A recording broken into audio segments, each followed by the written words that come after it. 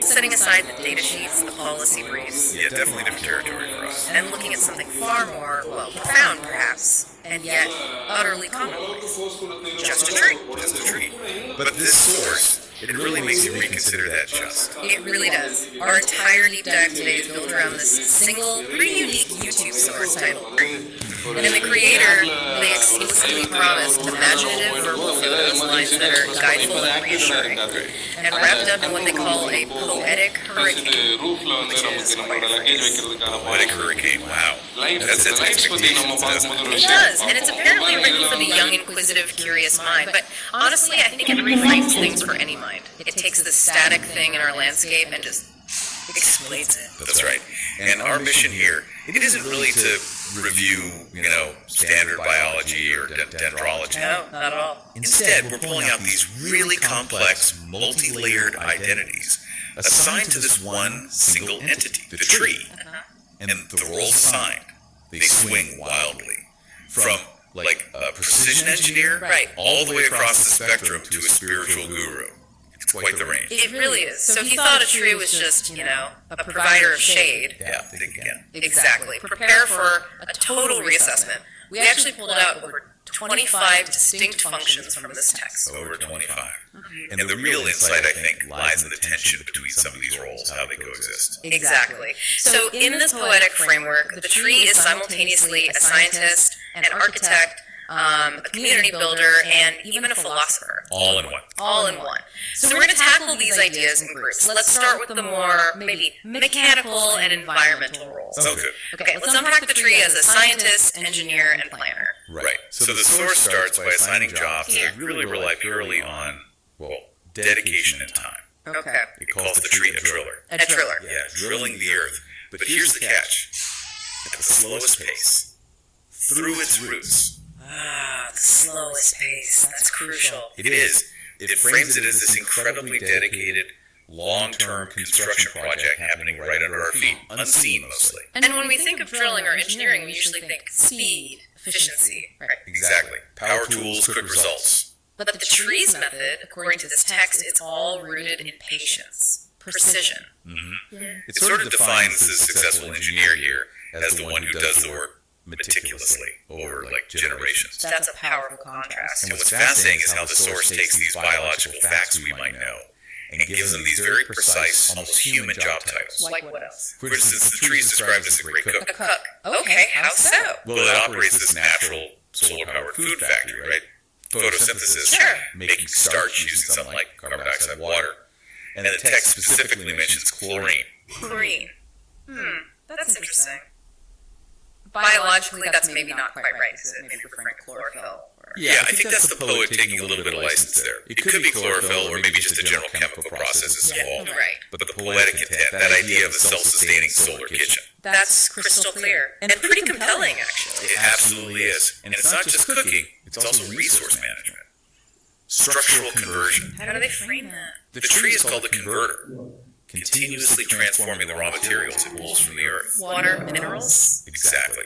Into these incredibly complex structures: wood, leaves, buds, flowers, fruits. It's presented as the ultimate manufacturing process, from simple inputs to complex outputs. Okay, so driller, cook, converter, these are internal sort of foundational jobs. What about its external impact? Right, so moving from the internal processes to its environmental utility. Yeah. The source identifies the tree as this crucial environmental trilogy: scavenger, lifesaver, and stabilizer. Scavenger, lifesaver, stabilizer. Okay, break that down. Well, this trilogy is really key to understanding why it's seen as environmentally indispensable in the text. Okay. It's a scavenger because it actively absorbs carbon dioxide, cleaning the atmosphere. Right, the CO2 sponge? Exactly. Which directly makes it a lifesaver, continually supplying the oxygen we need to breathe. The flip side of the coin. Precisely. And then finally, it's a stabilizer. It actively maintains the oxygen content and often humidity levels too in its immediate area. So it's not just producing, it's regulating. Yes. It's described as this complete closed-loop environmental management system, which is, quite unlike the often fractured systems humans tend to build. That's a really good point. Okay, so that covers the environmental utility. But you mentioned planner earlier. Ah, yes. This is where it gets really interesting, maybe a bit mind-bending.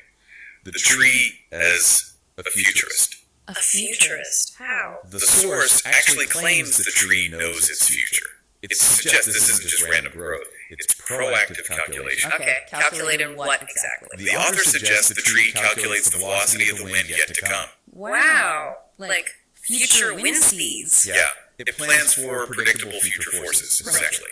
And based on these, let's say, sophisticated calculations, it places its fundamental roots to serve as the strongest, most enduring foundation possible. So it's a precise calculator and planner anticipating stress. That's the idea presented, which creates a fascinating tension, doesn't it? How so? Well, it's a driller working at the slowest pace. Right, we established that. But simultaneously, it's a precise calculator, working with maximum foresight, planning ahead.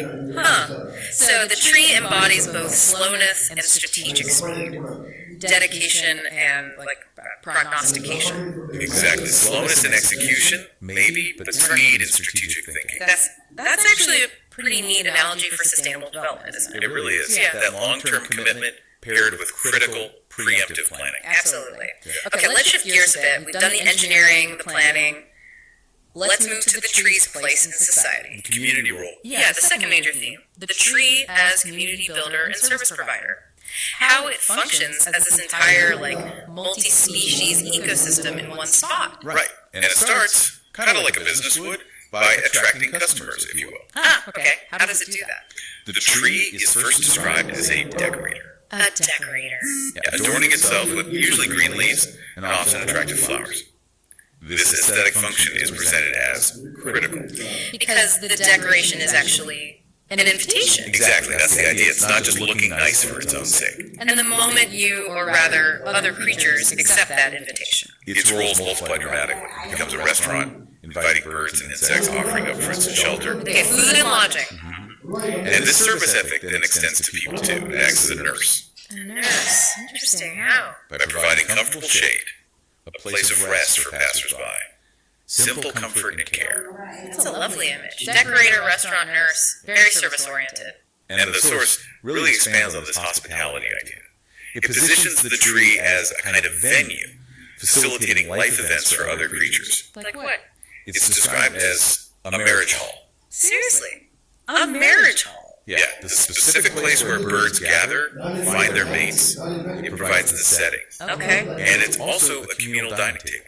We have restaurant, now dining table. What's the difference here? It's subtle, but the dining table concept suggests it's a place where creatures bring their own food too, like nuts and fruits they found elsewhere, to eat on its branches. I see. So it's not just providing the food, it's providing the safe communal space to eat, like a shared table. Precisely. It implies the tree is this respected common ground, a host that facilitates interaction, not just a vending machine. That adds another layer. It's becoming quite the social hub. Definitely. And its creativity, according to the text, extends beyond just providing services. Oh. The source describes the tree as color laboratory. Color laboratory. Okay, explain that one. Processing complex agents, pigments, to eventually dye the ground soil with the colors of autumn leaves or decay, actively contributing to the visual landscape, changing its colors. So it's participating in the aesthetics of the wider environment, not just its own decoration. Exactly. And related to that, it's also called a great designer. A designer now, too. Yes, who exuberantly plans the unique shape, the texture, the pattern of its leaves and fruits. There's intention in the design.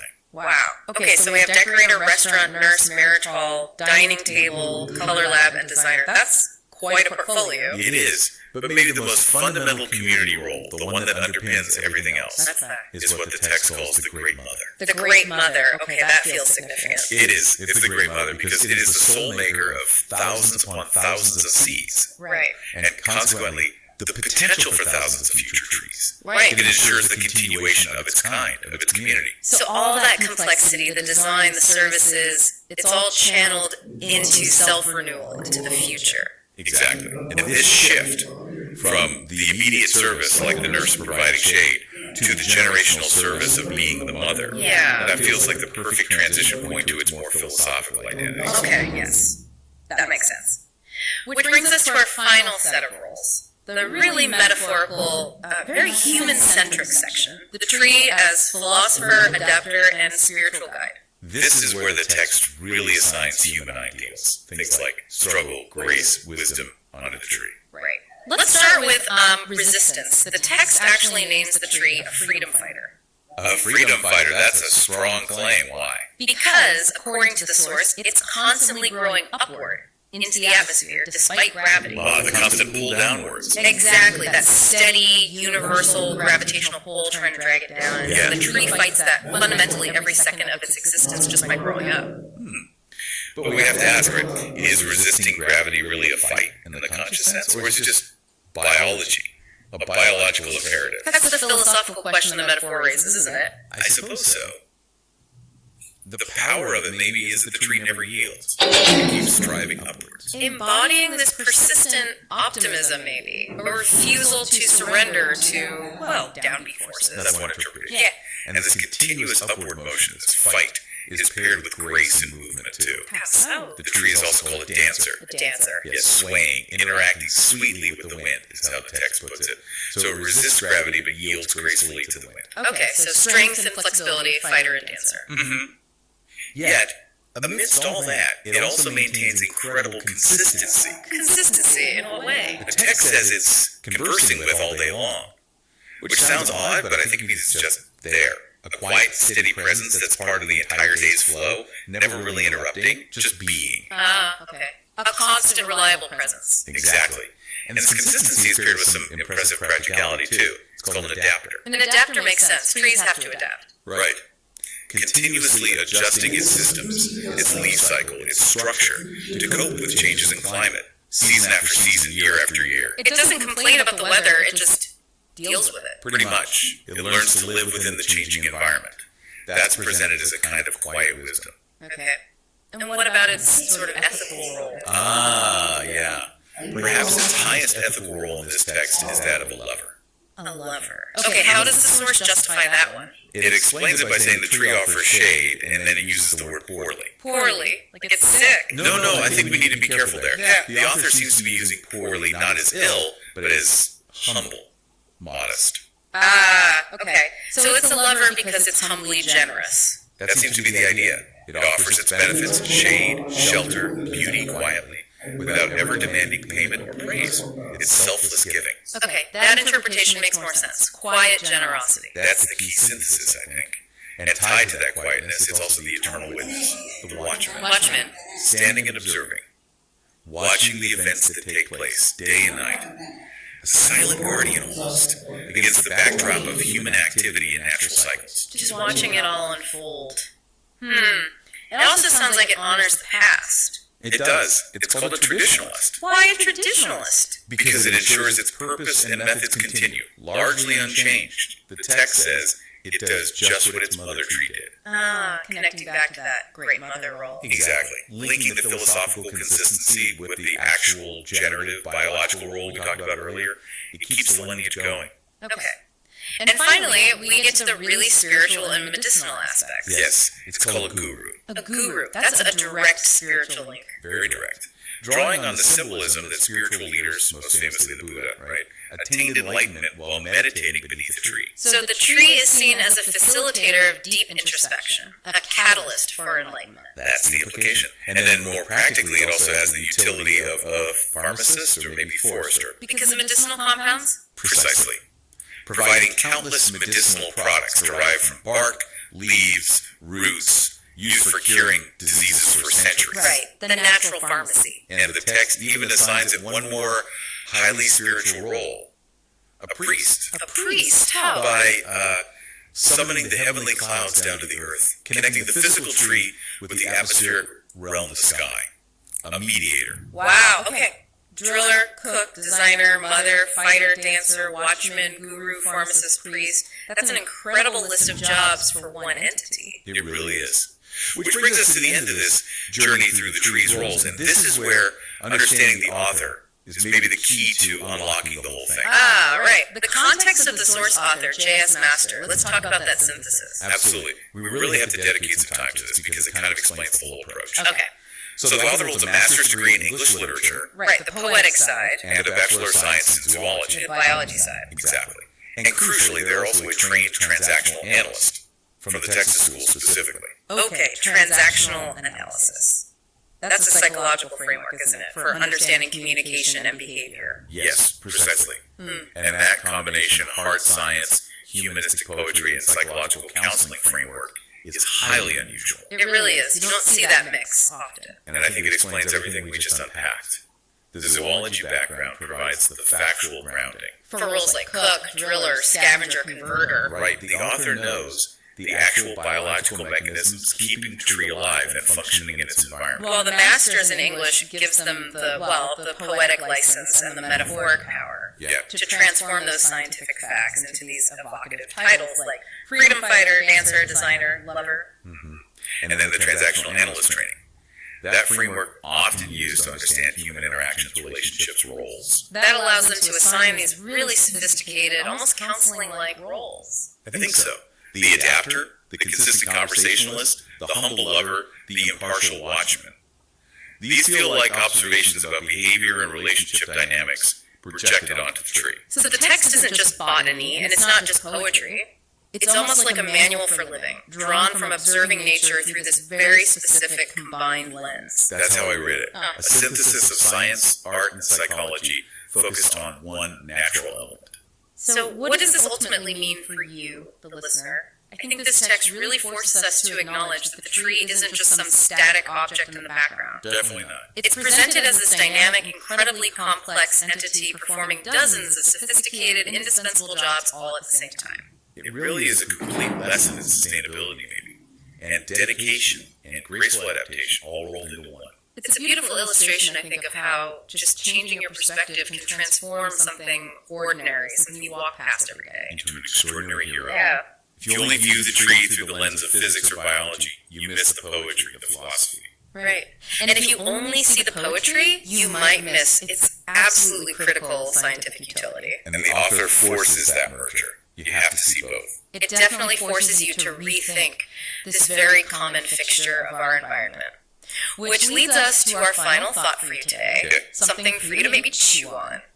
Considering all these interconnected roles, we've talked about the driller, the designer, the watchman, the guru, the mother, all of them, which one of these identities, if you really think about it, most profoundly changes the way you view that tree standing right outside your own window?